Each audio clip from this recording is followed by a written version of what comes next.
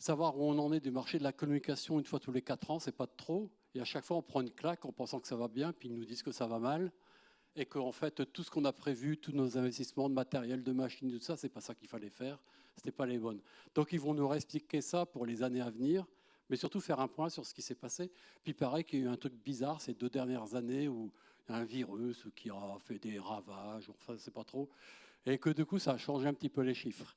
Donc, on va demander à Bernard Trichot de l'IDEP, qui sort un excellent rapport régulièrement, mais là, de nous en faire un truc plus éclairant et plus simple et compréhensible pour nous. Donc, l'état des lieux de l'année 2020. Il ira un peu plus loin pour nous dire, et en 2021, voilà ce qui s'est passé, et si vous n'avez pas tout compris, c'est la vérité. Et il sera suivi par Xavier Guillon de France Pub, qui, lui, va élargir ça à tous les métiers de la communication.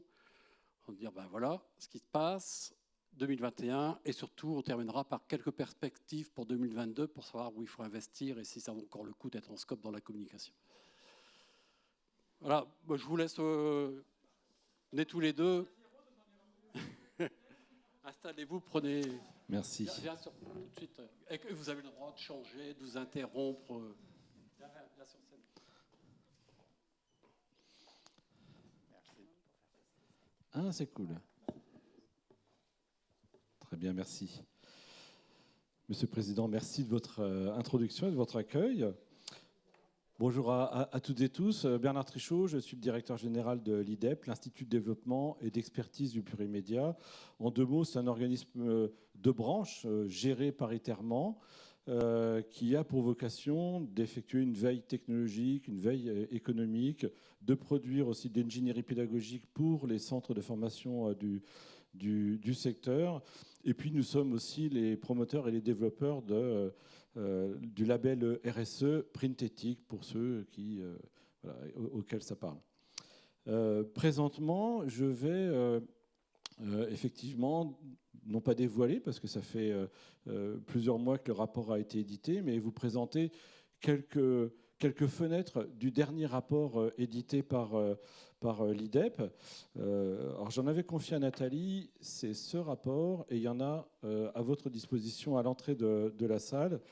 Et s'il n'y en avait pas assez, de toute façon, toutes nos données sont à la disposition de tous ceux que ça intéresse. Vous allez sur le site et vous pouvez prendre toute la documentation qui est à votre disposition, dont le rapport Regard sur les marchés de la communication graphique.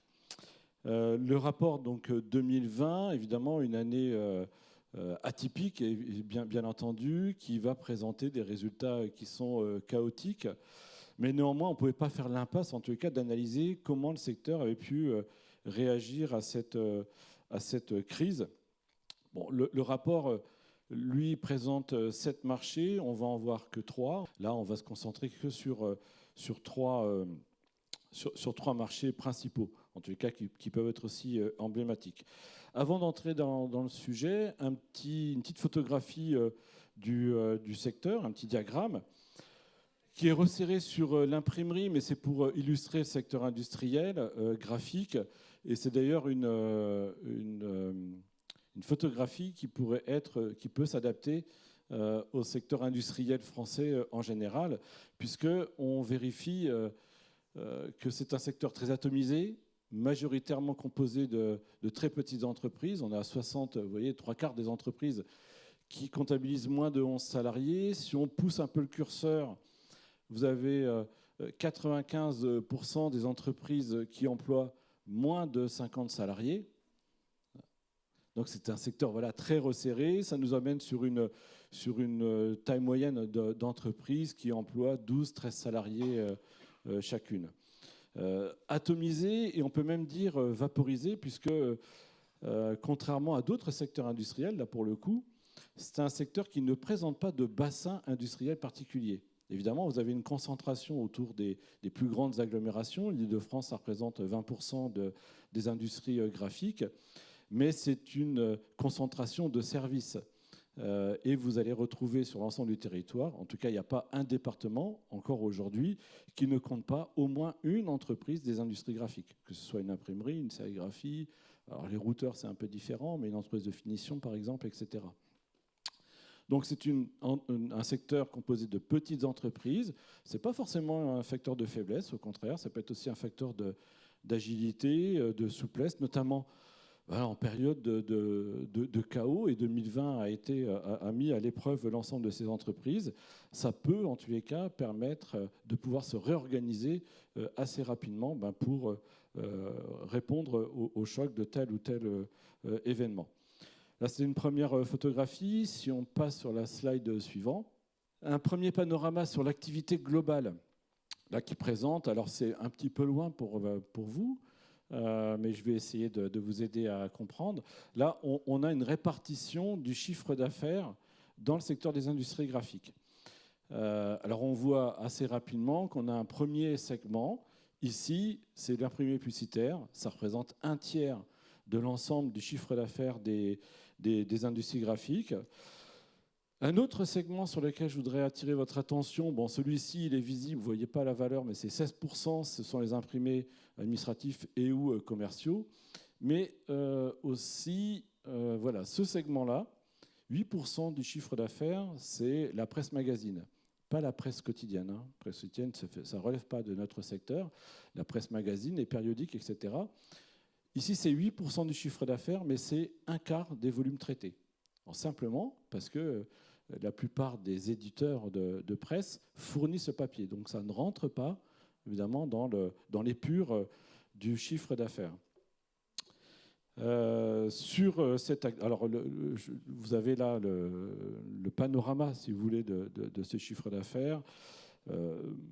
Évidemment, en 2020, on a pris un coup, puisqu'on a diminué le chiffre d'affaires d'environ 12-13%.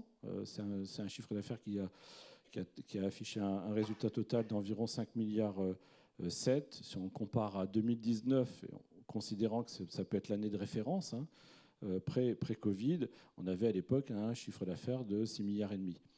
Et les tendances, c'était une baisse d'un point et demi chaque année en moins. Là, c'est un chiffre d'affaires qui a diminué drastiquement de 12,5 points. Sur la slide suivante, on a une évaluation du tonnage imprimé. Donc, je vous disais, un chiffre d'affaires qui diminue de 12,5 points, mais en volume imprimé, c'est plus important, évidemment, parce que là, la presse a marqué un recul assez net. Et on a moins 19,5% de recul. C'était moins 1,4 l'année précédente. Vous voyez un peu le choc de l'année sur l'année 2020. En ce qui concerne le commerce extérieur, on a évidemment enregistré des importations comme des exportations en baisse. Hein. C'était respectivement 24 et 19% d'après Eurostat, donc d'après les chiffres des douanes. Bon, ça, ce n'est pas trop une surprise. On a pu observer que la balance commerciale de la France se redressait, même si elle affiche un résultat négatif, hein, avec moins 432 000 tonnes en 2020. Elle se redressait parce que l'année précédente, en 2019, c'était moins 580 000 tonnes. Bon, évidemment, c'est l'ensemble du marché qui a moins produit, donc la balance commerciale restait déficitaire, mais dans une moindre mesure. En revanche, on a constaté à nouveau sur l'exercice 2020 que nos principaux partenaires commerciaux sur les industries graphiques, à savoir l'Allemagne, l'Espagne, l'Italie et puis la Belgique, présentaient, eux, une balance commerciale excédentaire. Je veux dire, dans la continuité, malheureusement, des années précédentes. Si l'on poursuit l'analyse juste sur 2021, vous vous rappelez, on avait moins 19,5. Là, la production se redresse avec un tonnage imprimé qui affiche un résultat de 9,5 points, 1 600 000 tonnes environ, contre 1 500 000 l'année précédente.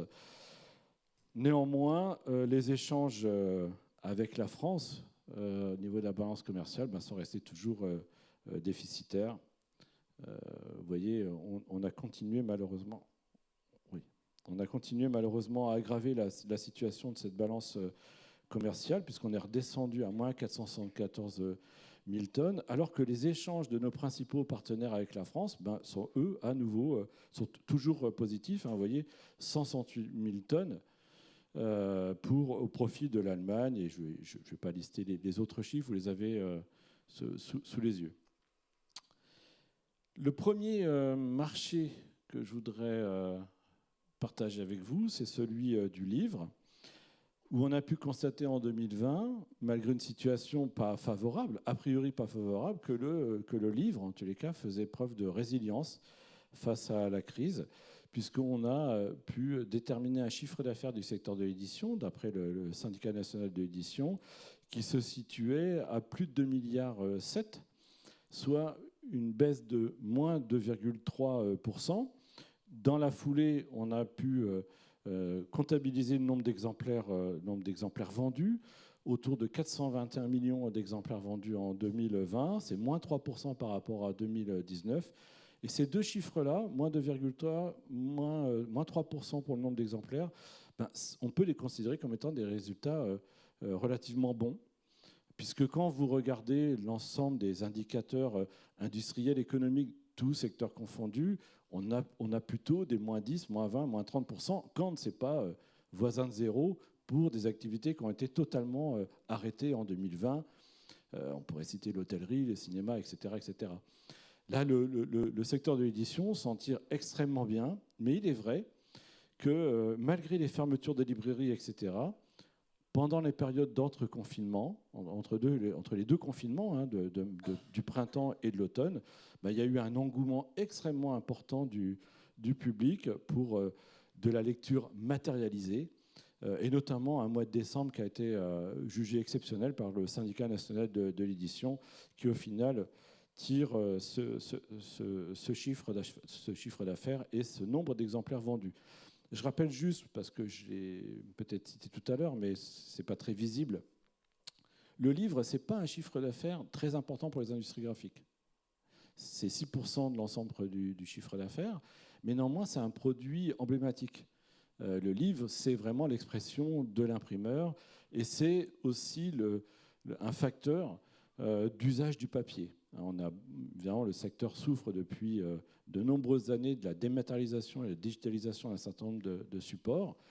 Le livre, en fait, finalement, contredit un certain nombre de prospectives qui disaient, au début des années 2000, que le livre allait passer sur les tablettes, etc. Ce sont, derrière une petite progression au début des années 2000, c'est quelque chose qui n'a pas fait pchit, mais qui n'a pas pris d'ampleur. C'est vrai en France, notamment, et c'est même vrai depuis 4-5 ans dans les pays anglo-saxons, notamment en Angleterre. Alors, oui. La BD et les mangas, notamment, portent une part importante du livre, mais au final, on ne distingue pas les typologies de littérature entre la BD. Ça fait partie d'une autre étude, si vous voulez. La BD, la littérature grise, etc. Mais au final, c'est le volume du poids du livre dans l'économie qui nous intéresse. Alors évidemment, en 2020, les éditeurs se sont adaptés. Même si on a vendu 421 millions d'exemplaires, on a quand même reporté ou annulé un certain nombre de sorties, de titres qui étaient prévus. Et puis, il faut quand même aussi observer que derrière ces chiffres plutôt bons, toutes les maisons d'édition n'ont pas eu le même impact, et les plus petites maisons d'édition ont eu des séquelles plus importantes, et selon leur taille, leur typologie, mais aussi selon leur segment éditorial. On pense par exemple à des maisons d'édition qui sont spécialisées dans les guides touristiques. Elles ont gravement souffert évidemment de la crise. 2-3 fenêtres qui permettent aussi d'analyser ce secteur, notamment la distribution traditionnelle, c'est-à-dire un lieu de vente physique, une librairie notamment. Ça reste le canal principal de vente du livre en France, même si la part des ventes par correspondance augmente, et elle a augmenté un peu plus en 2020 pour s'afficher à 15,4 sur l'ensemble des ventes. Et puis un dernier regard sur ce marché. Selon Eurostat, on a pu constater que les exportations avaient diminué de 19 points, et les importations, elles, de 4 points. Alors il y a une petite différence qui mérite de s'arrêter.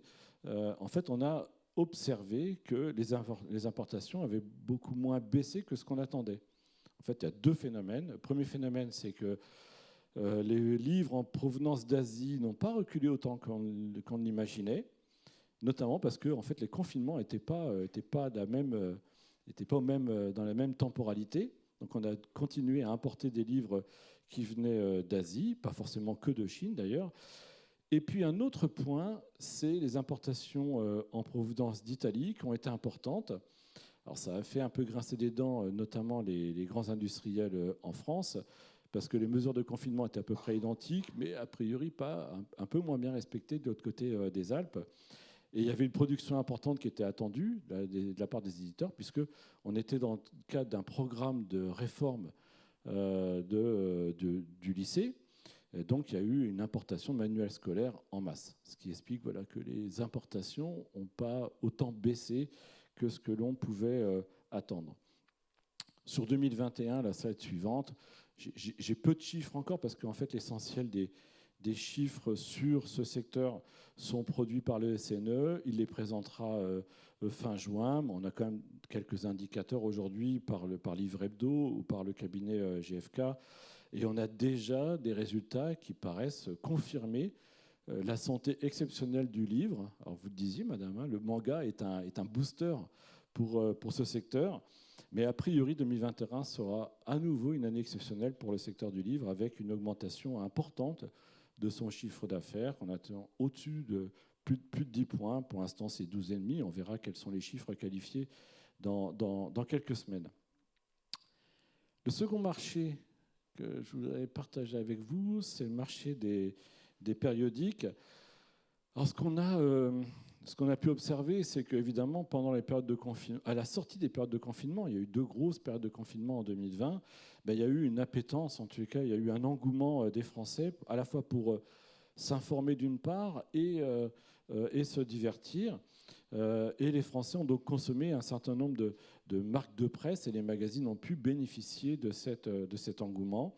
Et selon l'Alliance pour les chiffres de la presse et des médias, la CPM, la diffusion payée des magazines, print et digital, les deux regroupés, alors aurait baissé en 2020 que de 2,5%. Alors, en fait, en creusant ce chiffre, il s'est avéré que la CPM avait gelé, neutralisé, si je puis dire, le deuxième trimestre qui correspondait au premier confinement. Donc la réalité, elle est sans doute plus grave que cela, mais c'est à comparer, par exemple, en 2019, où on avait une baisse de la diffusion France Pays des magazines qui était autour de moins 6%. La crise sanitaire, elle a quand même amplifié une tendance qui est à l'œuvre depuis de nombreuses années, en tous les cas, sur les magazines. C'est notamment le développement de la lecture digitale.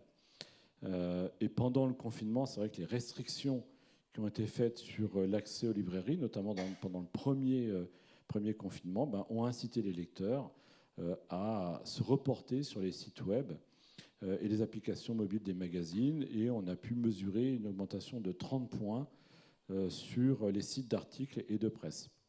Bon, ça a été poussé, évidemment, parce que le confinement a été amplifié, les difficultés de la presse ont été amplifiées par la crise de Presstalis. On en parle un petit peu moins en ce moment, mais il y a quand même eu le dépôt de bilan de Presstalis qui a gravement impacté le secteur de la presse. Et les éditeurs ont donc poussé aussi des abonnements, en tout cas leur lectorat, à aller vers des abonnements digitaux. Ceci dit, on peut retenir, c'est vrai pour 2020 et ça se confirme pour 2021, que même si le print a perdu du terrain, il demeure encore le plus important en termes de diffusion. Ça représente 85% de la diffusion des ventes de magazines. Alors sur 2021, on ne peut pas écarter le fait que la crise de Presstalis, plus un certain nombre de lois qui sont venues impacter le secteur, ont engagé l'État à soutenir le secteur de la presse. Selon le ministère de la Culture, la pandémie aurait entraîné une baisse de près de 16% du chiffre d'affaires pour l'ensemble des acteurs de presse, imprimeurs compris. c'est un peu moins de 2 milliards d'euros. Donc vous voyez un peu le choc que cela peut représenter. Et c'est vrai que face à cette situation inédite, le gouvernement, l'État a mobilisé 106 millions d'euros en 2020, en su des mesures transversales du type PGE, plan de relance, etc. 106 millions fléchés exclusivement sur les acteurs de presse. Et il a d'ailleurs complété cet apport avec 377 millions sur les années 2021 et 2022. Alors c'est une aide qu'on peut considérer quasiment indispensable parce que la presse traverse une telle crise et elle a de tels défis à relever, notamment celui de sa responsabilité environnementale, puisqu'il y a la mise en œuvre de la loi AGEC qui est relative à l'anti-gaspillage et à l'économie circulaire, qui était une loi de février 2020, avec des impacts assez immédiats, disparition de l'éco-contribution en nature pour le secteur de la presse, ce qui n'est pas rien, l'interdiction des emballages plastiques, les blisters donc pour adresser les magazines, et puis ce profil déjà l'interdiction des huiles minérales. Donc vous voyez, la crise sanitaire n'est pas un épiphénomène, mais c'était quand même dans un climat aggravant pour le secteur de la presse. Si l'on considère très rapidement le commerce extérieur, on a pu mesurer que les importations avaient évidemment chuté de 40%, alors que les exportations sont restées stables. Mais là, on parle de volumes qui ne sont pas comparables, évidemment. Pour 2021, j'ai peu de chiffres, si ce n'est que on revient sur un recul structurel de la diffusion payée des magazines qui s'afficherait autour de 3% pour l'année 2021. Le marché suivant, l'imprimé publicitaire. Le marché est le troisième marché que je voulais partager avec vous, l'imprimé publicitaire. Alors Xavier aura un certain nombre de regards très éclairants parce que c'est vraiment son domaine de prédilection. Là, je vais pouvoir vous livrer quelques informations, notamment quantitatives. En 2020, c'est un marché qui a enregistré une baisse importante, quasiment 22 points, 21,6, pour un montant qui a été évalué à 26 milliards et demi. Donc là, c'est le marché global, donc c'est une perte de 7 milliards par rapport à 2019. Et si 2019, c'est l'année de référence, en période de crise, on regarde aussi ce qui s'est passé en 2008. Et à l'époque, 2008 avait eu un impact moins important puisque on avait enregistré une baisse de 8 points et demi comparé au 21,6 de 2020. Alors, les différents marchés là, qui nous intéressent plus directement, le marketing direct notamment, qui a enregistré une baisse de plus de 27 points, avec un résultat de 5 milliards 2, moins 23% pour le courrier publicitaire, et puis enfin, pour l'imprimé sans adresse, une baisse de 31%. Bon, ce sont des chiffres attendus, parce que là, il n'y avait aucune solution pour adresser ce type de documents, notamment les imprimés sans adresse, pour les remettre dans les boîtes aux lettres, etc. Puisque les magasins étaient fermés, et c'est souvent et surtout des imprimés promotionnels qui sont distribués à cette occasion. Alors l'imprimé publicitaire, lui, risque de subir évidemment des baisses, de nouvelles baisses, je ne vais pas dire des baisses plus importantes, mais de nouvelles baisses, notamment avec la loi climat qui a été publiée l'an dernier, avec l'expérimentation 8 pubs qui se met en place. C'est une expérimentation sur 3 années. Ça va concerner à peu près 5% de la population en France. Ça devait concerner plus de 10%, je crois que c'est 3-4%, je ne sais pas, 3-4%, non, je ne sais pas, 3-4% de la population. En tout cas, il y a plusieurs communes qui se sont engagées sur cette expérimentation sur 3 ans. C'est-à-dire que si vous n'avez pas de sticker 8 pubs, on ne met pas de bulletin professionnel, on ne met pas d'imprimé sans adresse.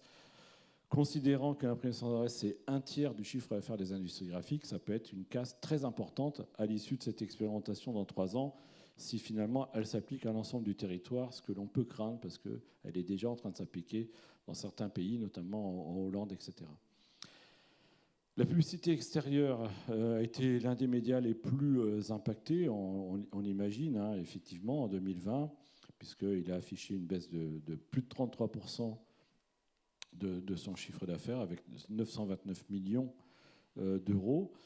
Là aussi, ce sont des domaines qui sont plus et mieux explorés par Xavier, donc il y reviendra sans doute. Mais là aussi, c'est un média qui risque d'être impacté, lui aussi, puisque les maires pourront désormais réglementer les conditions d'affichage, les conditions de dispositifs lumineux, notamment au sein de leur commune.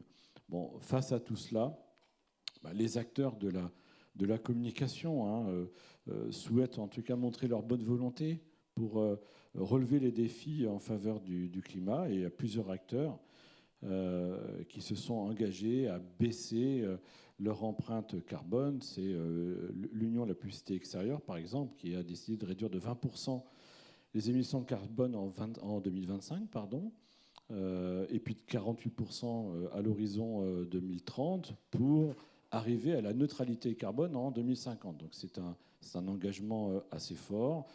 On a de même les syndicats d'éditeurs de presse magazine qui sont notamment engagés à mettre à la disposition de leurs adhérents, de leurs entreprises, des outils de calcul de l'impact carbone. Donc vous voyez, au-delà de la crise, il y a aussi quand même des effets, notamment légaux et environnementaux, qui touchent le secteur des industries graphiques. Et puis un dernier regard, c'est les importations, le commerce extérieur. Bon, en 2020, sans grande surprise, ce sont des chiffres négatifs qui s'affichent, moins 38% pour les importations, moins 33% pour les exportations. Sur 2021, je ne mettrai pas de chiffres sur l'imprimerie publicitaire, puisque je sais que Xavier va pouvoir vous éclairer de manière extrêmement plus intéressante et prégnante. Et une dernière slide, une dernière note, c'est une note de conjoncture resserrée sur les industries graphiques pour 2021.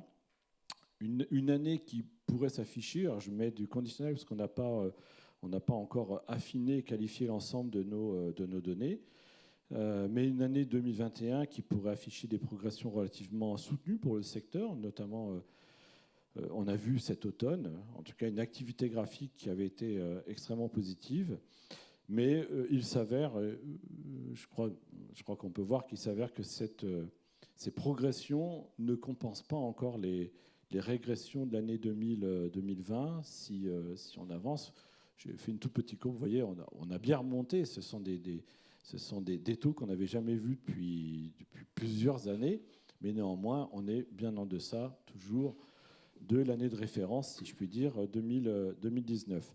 Alors, dans les industries graphiques, on a toutes sortes d'ouvrages qui ont connu cette évolution positive, mais dans des proportions très différenciées. Et comme je l'évoquais, c'est notamment le livre qui porte ce redressement, mais aussi les catalogues. Et dans une moindre mesure, on a pu observer que certains périodiques se redressaient, mais plus modérément. Donc au final, on aurait un chiffre d'affaires qui progresserait de 8 points. Donc ça, ce sont des chiffres presque incroyables, mais qu'il faut mettre évidemment dans une analyse relative par rapport à la situation, et notamment par rapport à la baisse importante de 2020, et une progression en volume de plus 9,5 points. On atteindrait 1 650 000 tonnes, mais c'est néanmoins 11 points de moins en volume que l'année 2019. Donc il y a encore des efforts à faire. Voilà, c'était ma conclusion et je vous remercie de votre attention.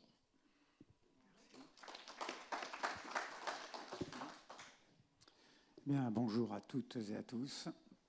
Donc là, on va prendre, après ce panorama très précis et détaillé, ce que je vous propose, c'est, comme on l'a annoncé, on va regarder un petit peu l'ensemble du marché de la communication. Je crois que beaucoup d'entre vous travaillent plus dans des agences de communication, c'est ça ?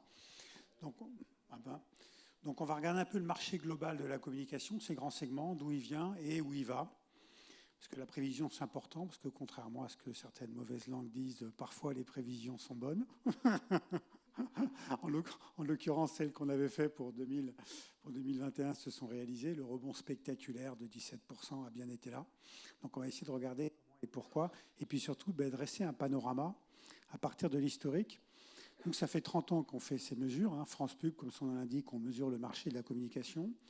Et en fait, on s'appuie essentiellement, hormis toutes les mesures statistiques sur les recettes des médias, on s'appuie sur un panel de 3000 annonceurs. Voilà. Du tout petit annonceur, de la boucherie sans eau, jusqu'aux plus grands annonceurs, Renault, Lidl, qu'on a en panel depuis 30 ans.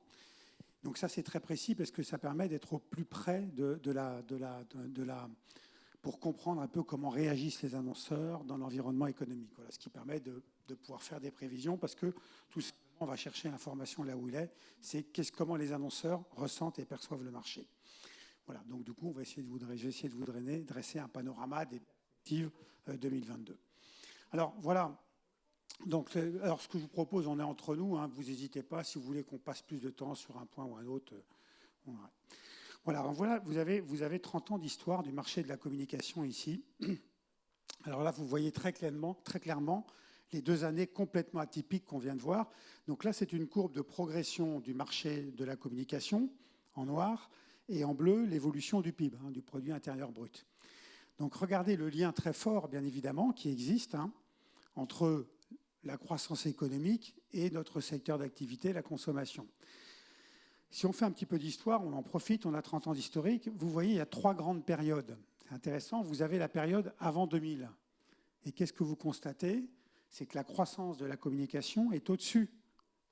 Donc, c'est-à-dire que le marché de la communication va plus vite que le reste de l'économie. Vous constatez une deuxième grande période, de 2000 jusqu'à 2010, où là, vous voyez que le marché de la communication va moins vite. Donc, on décroche par rapport à l'économie globale. C'est intéressant, puisqu'on voit bien ces 2 grandes phases. Troisième phase, à partir de 2012-2013, vous voyez, on se raccroche. C'est-à-dire que notre marché de la communication va aussi vite, voire même parfois dépasse la croissance de l'économie. 3 grandes périodes sur le marché de la communication, très intéressantes. Alors, les grandes explications, jusqu'avant 2000, eh bien, on est dans un environnement de la communication, pour ceux d'entre vous qui l'ont connu à ce moment-là, où on est, voilà, je vois le geste qu'on vient de faire, voilà, l'âge d'or. Ben pourquoi? Tout simplement parce qu'on est dans un environnement relativement contingenté, il y a des espaces.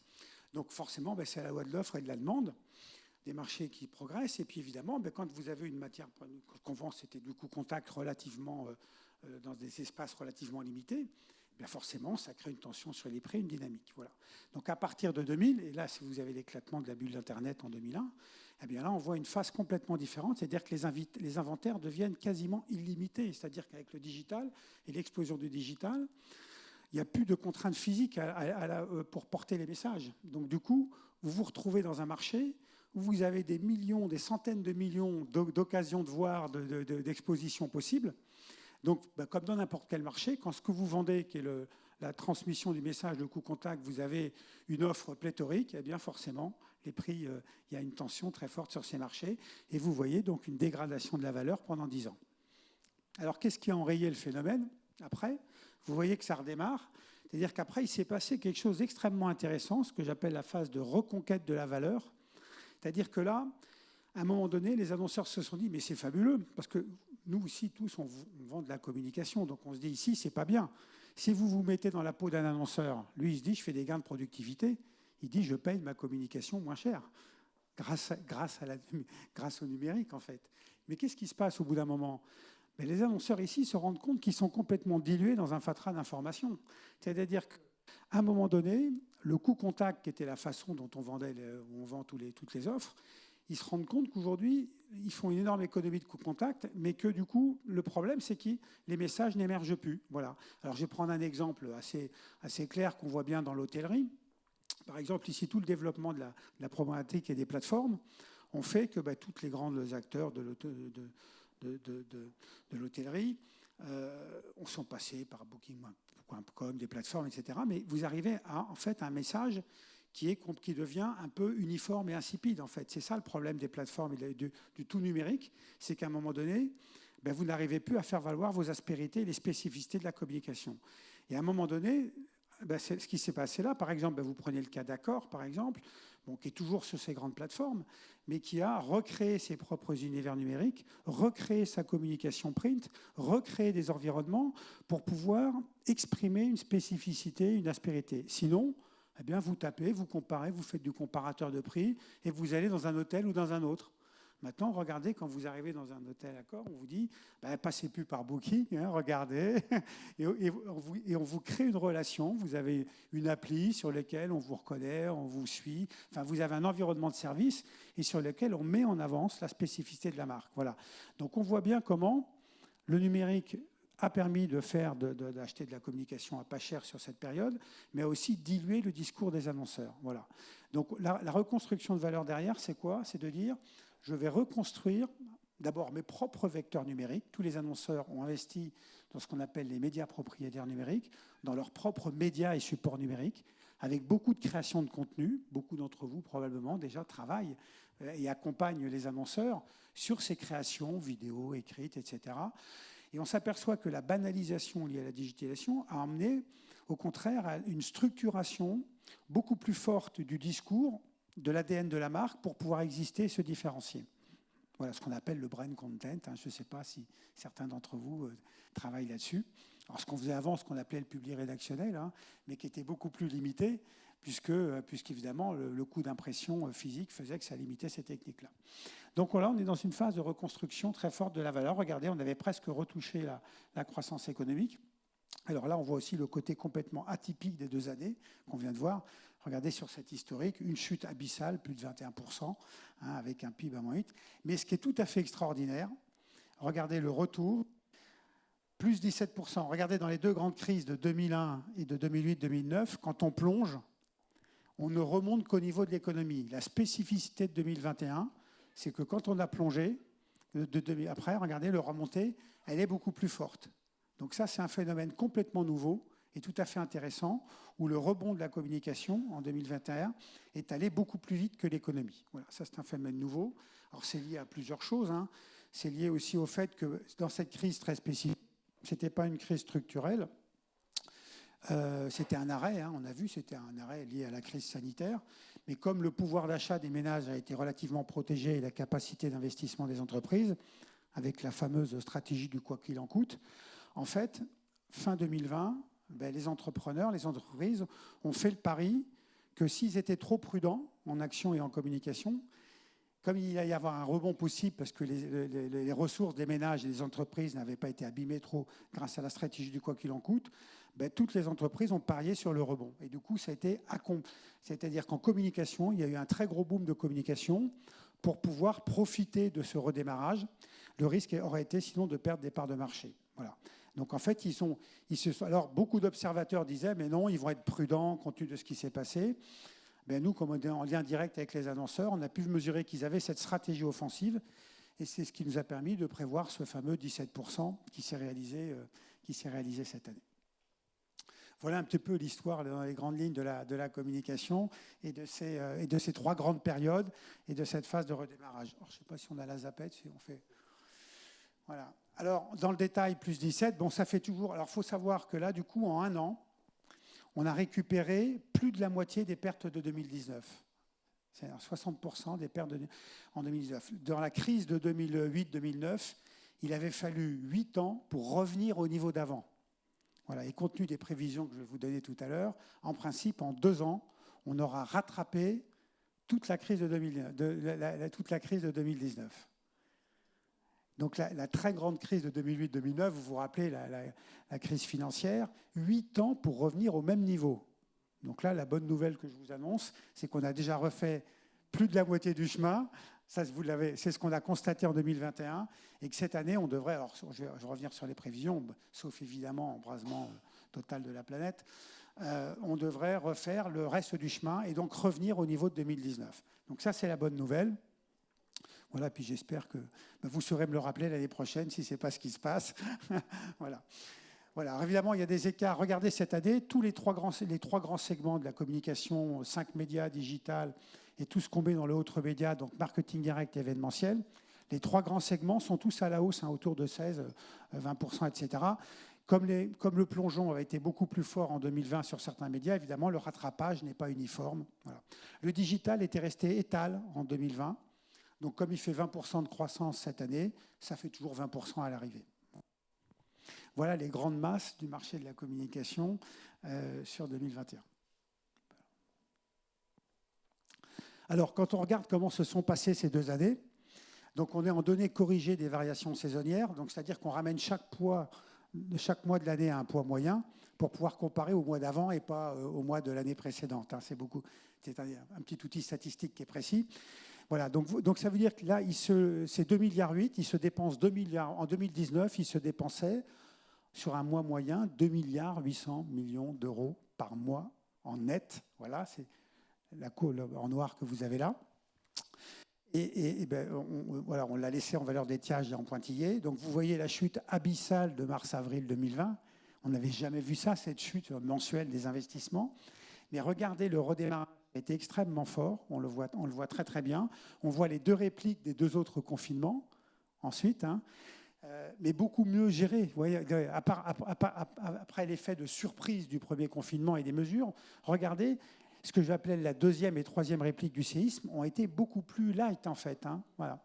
Mais on reste quand même sur le 2e semestre 2020 et le 1er semestre 2021, on reste sur des valeurs de 15% en dessous des mois moyens de 2019. Voilà. Mais la bonne nouvelle, vous l'avez vu, c'est que regardez, en fin 2021, regardez, l'attitude des annonceurs à l'offensive, eh bien ça y est, on est en train de récupérer. Ça y est, on est revenu.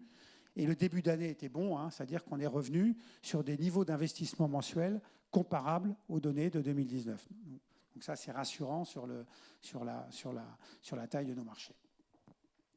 Alors, ce petit graphique, il est différent, bien évidemment, en fonction des 3 grands univers. Donc, celui qui est en haut à gauche, c'est celui qu'on vient de présenter. Si vous prenez sur le digital, au deuxième semestre 2020, on avait déjà rattrapé les niveaux d'investissement, comme vous le voyez ici sur la courbe en bas à gauche. Sur l'ensemble des 5 médias, presse, radio, télé, affichage, cinéma, vous avez vu, on était vite remonté à -15 en dessous d'un mois moyen, mais sur l'ensemble du dernier semestre 2021, donc presse, radio, télé, cinéma, affichage, on est revenu au niveau des investissements de 2019. Et sur l'ensemble des autres médias, qui comprend le marketing direct, sur lequel beaucoup d'entre vous interviennent, imprimé, adressé, non adressé, et tout l'événementiel, on a bien ce phénomène de reprise. Mais comme ça a été encore plus contraint, notamment dans l'événementiel, le dernier semestre 2021 était encore très contraint, vous l'avez pour ceux qui font ce type. Donc on n'est pas encore revenu, on est encore 15-20% en dessous du niveau normal d'investissement sur l'ensemble de ce segment. Mais bien évidemment, la croissance se poursuit, on va avoir un retour très très fort en 2000, là notamment en événementiel.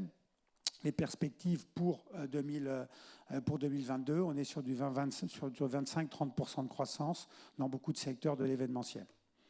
Donc ça veut dire que ça a été très contraint, mais dès que les contraintes sanitaires se sont relevées, contrairement à ce que certains avaient prédit, le retour en fait à la consommation de ces événements est tout à fait là.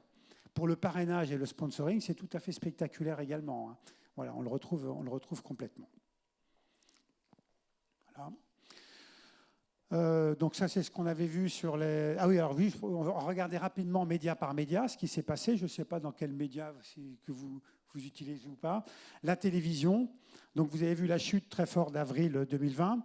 Regardez la remontée qui a été très rapide.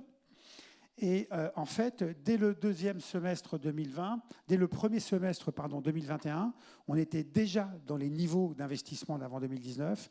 Et le dernier semestre 2021, on est au-dessus, regardez, 325 millions d'euros nets par mois. On est au-dessus des investissements mensuels en télévision d'avant la crise. Donc un redémarrage très fort. En radio, donc le profil est un petit peu différent. C'est un média extrêmement réactif, c'est-à-dire que dès que le confinement s'arrêtait, hop, ça repart très très vite. Mais on est remonté à chaque fois très très haut, en restant juste un tout petit peu en dessous de la valeur moyenne. En fait, voilà, c'est le profil de rattrapage de la radio. Voilà, donc dans la presse descend, remonte à chaque fois, mais comme vous l'avez vu, sur l'ensemble des investissements nets en presse, on reste toujours au dernier semestre 2021 sur des niveaux inférieurs à 2019. On peut aussi l'interpréter comme étant, comme il y avait un effet tendanciel un peu récessif, vous l'avez vu en 2019, en fait, on retrouve non pas les valeurs de 2019, mais on retrouve l'effet tendanciel de 2019. C'est-à-dire qu'on revient dans une situation normale. Voilà.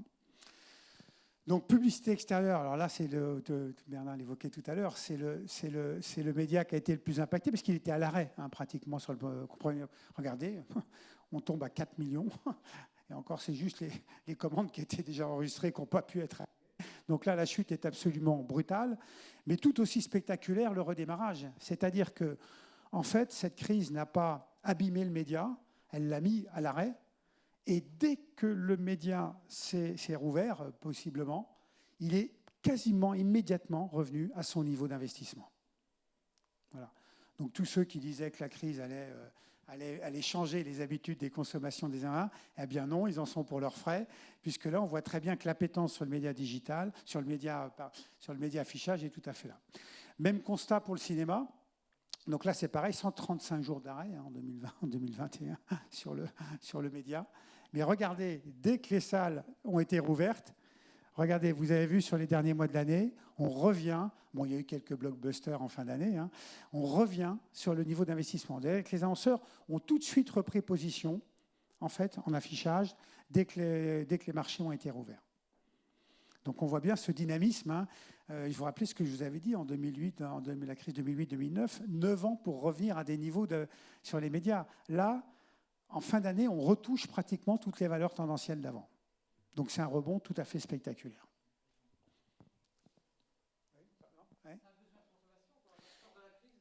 C'est exactement ça. C'est qu'en fait, que ce soit au niveau des consommateurs ou des entreprises, en fait, il y a eu ce blocage, en fait, ce frein, en fait, a donné tout de suite une appétence énorme au moment de la réouverture, aussi bien dans la stratégie des entreprises que dans la consommation des ménages.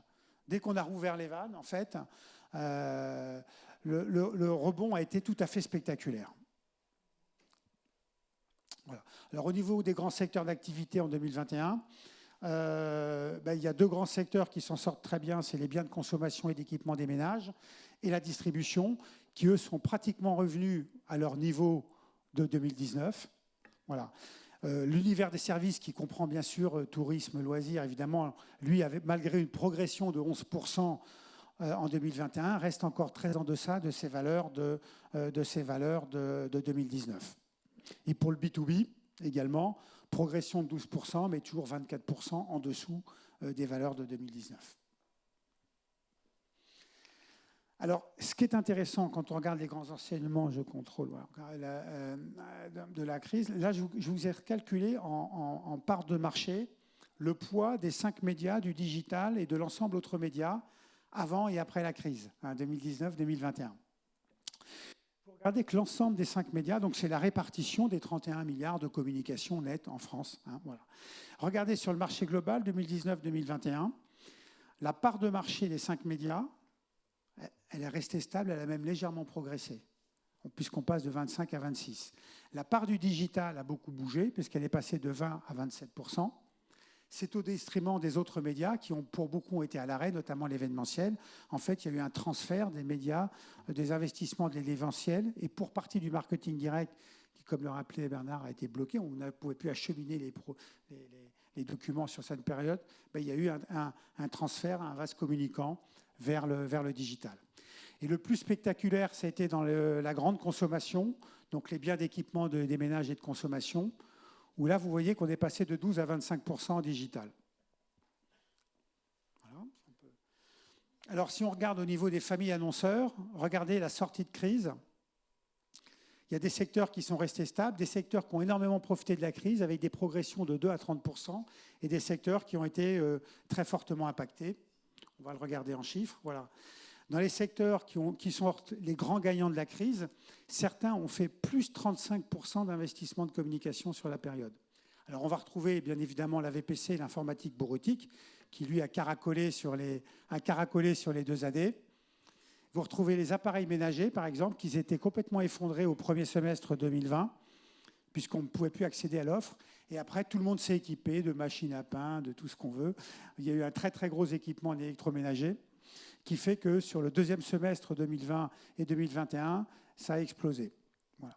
Les secteurs stables, la distribution généraliste est restée étale et la distribution spécialisée a plongé en 2020 et elle a explosé en 2021. Voilà. Et puis toujours, bien évidemment, les autres secteurs qui sont à trade.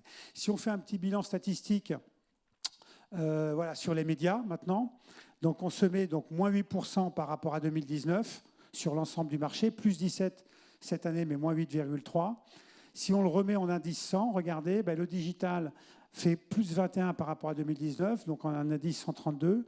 Il n'y a que 2 médias qui ressortent supérieurs à 2019, c'est le digital et la télévision. La radio est presque étale, juste à moins 5, mais quand même nettement au-dessus de la moyenne de marché. Et promotion et PLV également qui restent au-dessus de la moyenne du marché.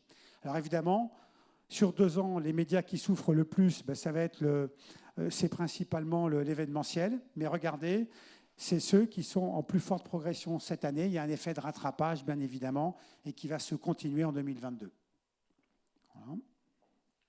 Voilà, ça, vous le retrouverez. C'est le détail de tous les chiffres. Vous avez donc l'année 2021 et la progression 2021-2020 et 2021 par rapport à 2019. Vous le retrouverez dans la présentation. Vous avez tous les résultats en volume et en évolution par rapport à ces 2 années sur chacun des médias. Alors oui, les prévisions quand même. Je me lance dans l'exercice périlleux des prévisions. Alors, nous prévoyons pour l'année 2022 alors, je vous rappelle qu'on s'appuie essentiellement sur ce que nous racontent les annonceurs. On leur demande le détail de leur budget, ce qu'ils ont prévu, leur santé économique et qu'est-ce qu'ils ont prévu. Voilà. Et compte tenu des effets de base statistiques qu'on a, on va pouvoir calculer à ce moment-là cette évolution. Donc, plus 9,5. Donc, c'est-à-dire que c'est une poursuite du rebond très forte. Les résultats attendus de l'économie sont à 3,5 du PIB, vous voyez un peu en fonction des indicateurs. Alors ça, c'est bien évidemment, ces prévisions ne sont valables que si on reste sur une évolution du PIB compris entre 3 et 3,5. Si jamais il y avait une dégradation qui s'amplifie du contexte compte tenu de la guerre et d'une expansion plus générale, évidemment, les prévisions sur le marché de la communication n'ont plus d'intérêt à ce moment-là. Donc évidemment, on dit que les choses en restent à une croissance estimée de 3 ou de 3,5.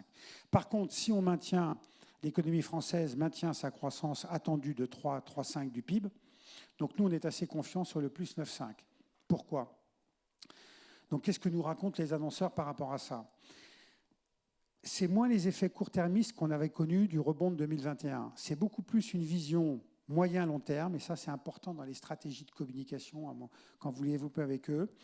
Nous, quand on échange avec tous les entrepreneurs qui sont donc annonceurs, ils ont une perspective à 10 ans, c'est-à-dire que les perspectives de réorganisation de ce qu'on appelle le plan de transformation de l'économie française, avec toutes les stratégies de relocalisation, réindustrialisation et toutes les nouvelles politiques énergie, vont amener à bouger considérablement les lignes sur beaucoup de marchés, énormément de marchés. C'est-à-dire que la stratégie des entrepreneurs, c'est de dire où je fais le dos rond, où je participe, quel rôle je vais jouer dans cette transformation rendue nécessaire, et paradoxalement, avec la crise ukrainienne qu'on connaît, va potentiellement devoir accélérer encore plus vite ces stratégies de réindustrialisation, relocalisation et ces nouvelles politiques énergie. Donc il y a presque un effet, j'ose pas le dire comme ça, mais presque bénéfique, qui consiste à dire ce qui était prévu dans le plan de redéploiement à 10 ans, potentiellement, on va être obligé de l'accélérer encore plus vite. Ça veut dire que les mouvements des entreprises d'investissement et de réorganisation, aussi bien industriels que d'organisation humaine, RSE sociale, vont devoir s'accélérer. Voilà. Donc ça, c'est extrêmement porteur en termes de communication parce que du coup, on est sur des marchés qui sont beaucoup moins banalisés. En fait, quand vous êtes dans une économie ronronnante, en fait, avec des croissances étales, plus 1, plus 2, c'est très mauvais pour le marché de la communication parce que tout est banalisé. Quand vous êtes dans des périodes de rupture telles qu'on va les connaître, parce qu'elles vont être sur les 10 prochaines années de réorganisation, c'est extrêmement porteur parce que chaque entreprise doit dire comment je vais jouer ma partition dans cette... Quels sont mes points, quel est mon positionnement et mes spécificités dans ces évolutions. Alors, je vais vous donner juste un exemple concret pour terminer là-dessus. Je vais le prendre dans l'automobile, pour vous parler du lien entre ça et la communication. Aujourd'hui, vous connaissez l'équipement du parc des véhicules électriques, à peu près. Vous avez un ordre de grandeur 2,5%. Hein. Est-ce que vous avez tous, par contre, en tête une idée de la part de la com consacrée? Voilà, alors peut-être pas quand même encore.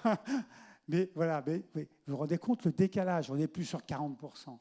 Vous vous rendez compte du décalage qui existe? Voilà. C'est-à-dire que les investissements de communication pour préparer, pour que chacun occupe le terrain en termes de qu'est-ce que je vais raconter. Alors, à la fois sur mes produits, sur la mise en relation, parce que ça bouleverse plein de choses.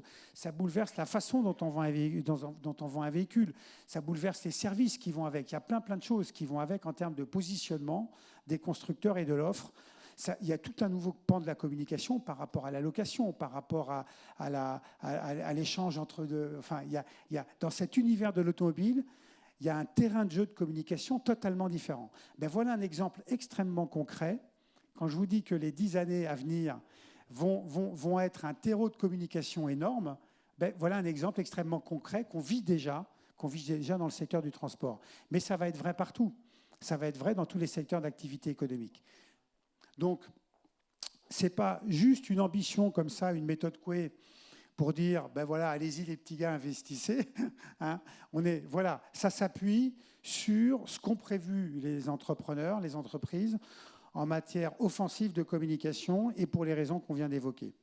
Voilà. Alors évidemment, le corollaire de ça, eh bien, c'est qu'il faut aller, eh bien, c'est pas que vendre du coup contact et de la pub, parce qu'on a vu que ça marchait moins bien.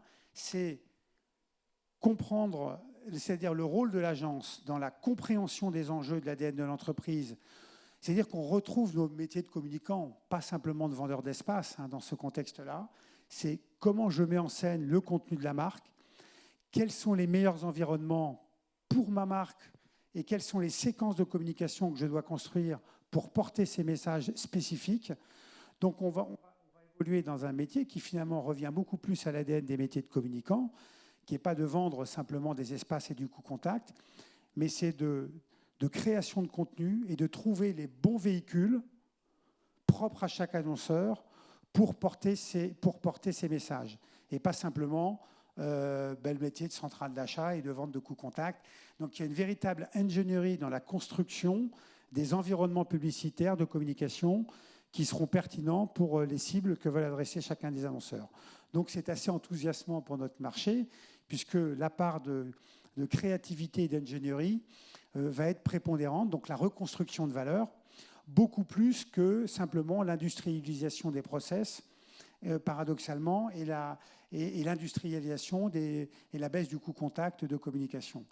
Donc un métier qui va se redévelopper beaucoup plus par la valeur, comme on l'avait vu sur le premier graphique que je vous ai présenté, un marché qui se reconstruit beaucoup plus que par la valeur, que par la baisse des coûts, bien évidemment.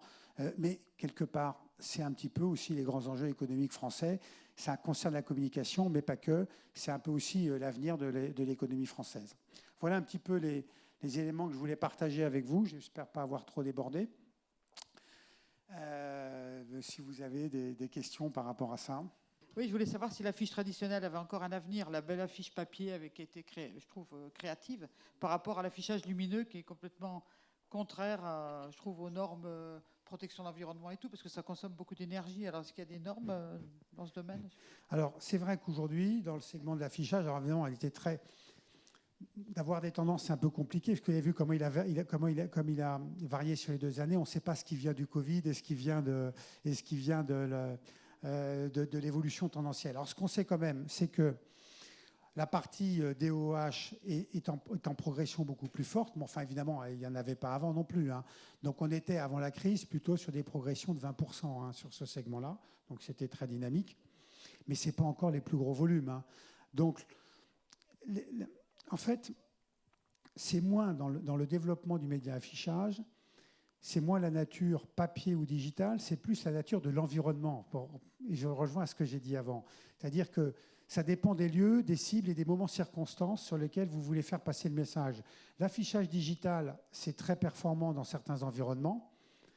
Et l'affichage classique, papier-colle, est extrêmement performant dans d'autres environnements. Aujourd'hui, par contre, ce qui est important dans les deux cas de figure, c'est le côté qualitatif. C'est moins de volume, plus de qualitatif. Et aujourd'hui, la tendance en affichage sur les réseaux traditionnels, papier, c'est de construire, et vous verriez l'ingénierie qui est mise en œuvre par les afficheurs là-dessus, pour avoir les meilleurs emplacements, construire les meilleurs réseaux. Ce n'est pas d'avoir le plus de panneaux possible dans une ville donnée, c'est de construire aujourd'hui, on sait qu'on les accompagne, pour construire des panneaux, la bonne quantité, c'est pour toucher tel marché territorial pertinent, au lieu de faire 200 panneaux dans une ville, ça ne veut rien dire une ville quand vous faites de l'affichage.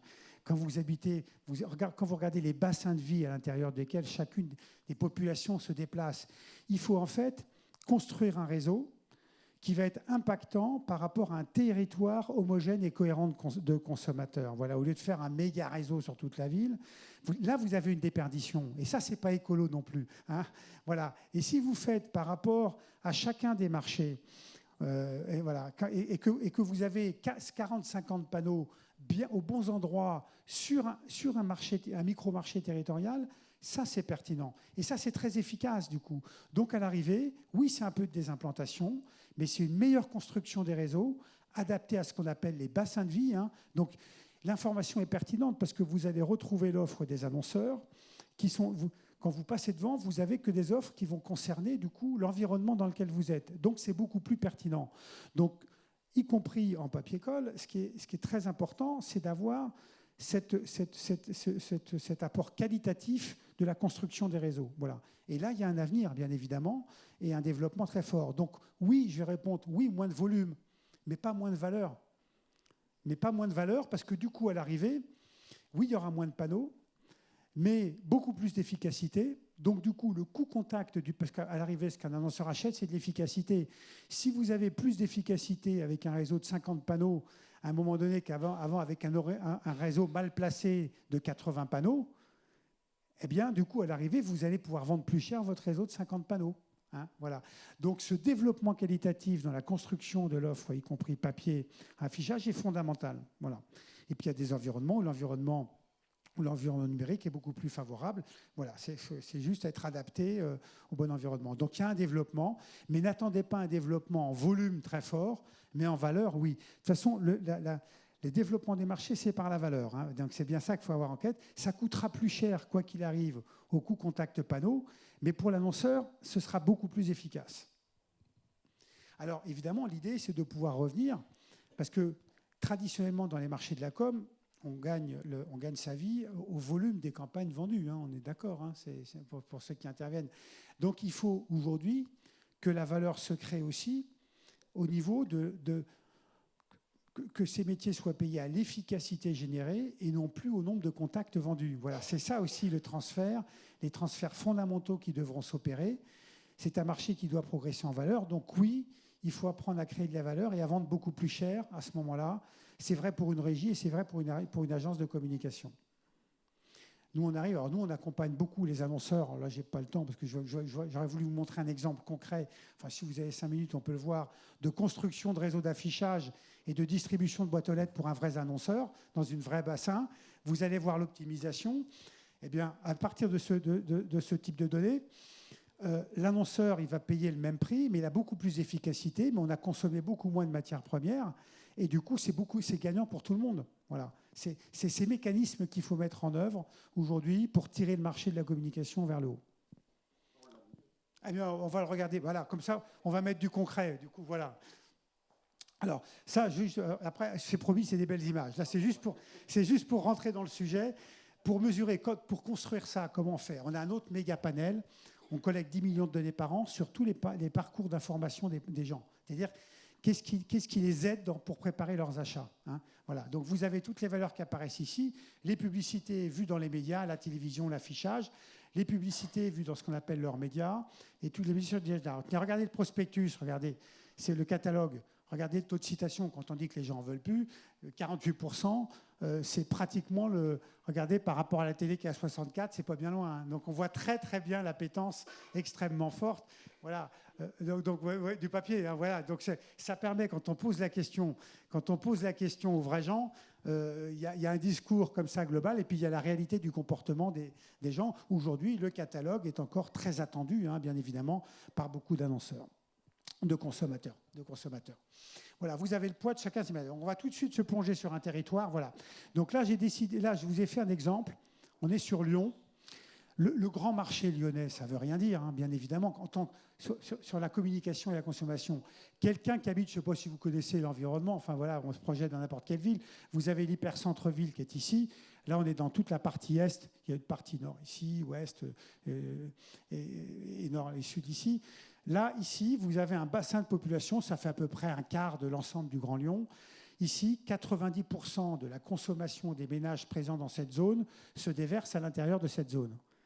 Hein, 80%, 85%.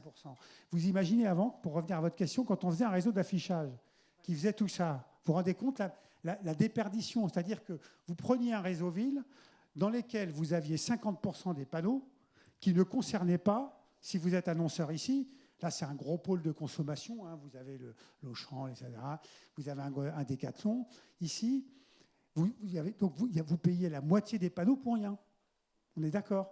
Donc si vous construisez un réseau d'affichage par rapport aux annonceurs qui sont ici, puis là il y a des gros annonceurs, si vous construisez un réseau adapté à ce bassin de population, dont vous pouvez prendre des meilleurs emplacements, avoir un effet beaucoup plus qualitatif sur l'affichage, et là c'est bénéfique pour l'annonceur, c'est bénéfique pour l'agence et c'est bénéfique pour la régie affichage. Voilà un exemple extrêmement concret. Donc du coup, il faut les placer aux bons endroits par rapport à ce bassin de vie en particulier. Voilà, on va continuer la démonstration.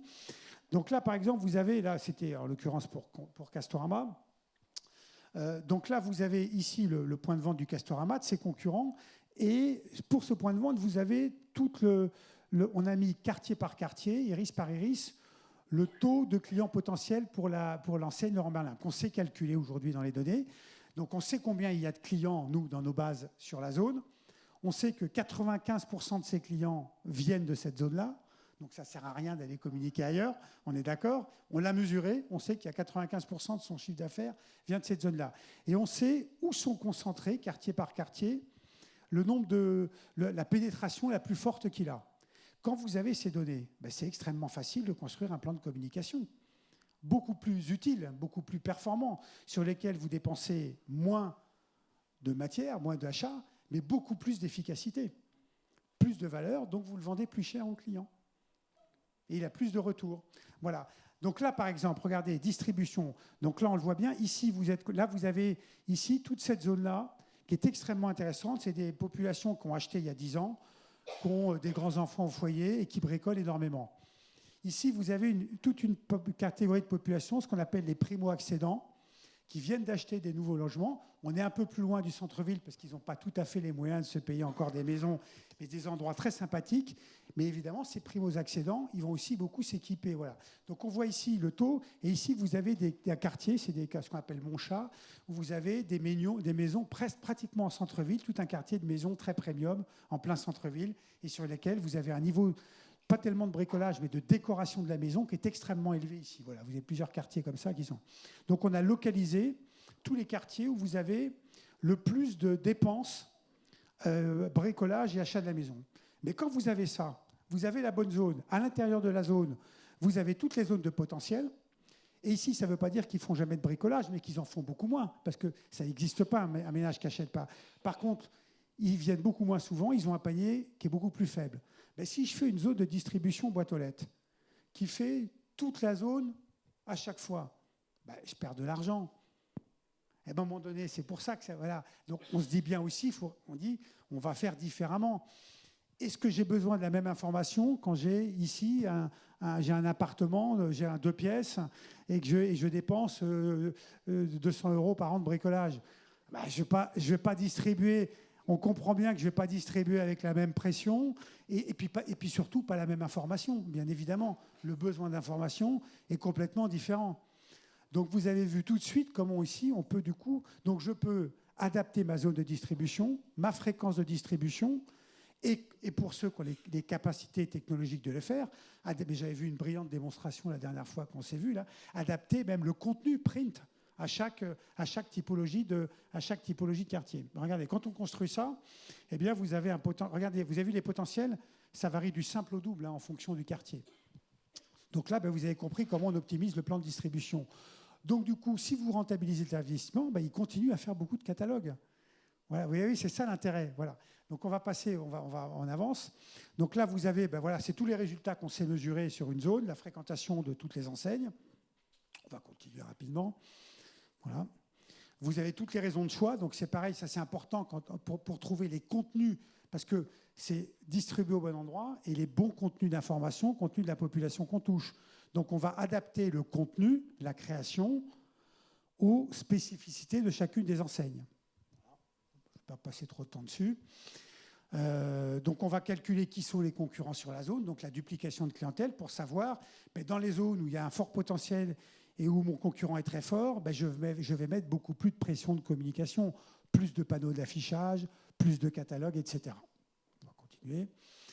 Voilà, donc là, vous avez, voilà, on a calculé la pénétration du magasin Castorama sur la zone, et c'est à partir de ça qu'on va optimiser le plan de communication. Et on va calculer le parcours d'information qu'on a vu tout à l'heure, que je vous ai montré en général.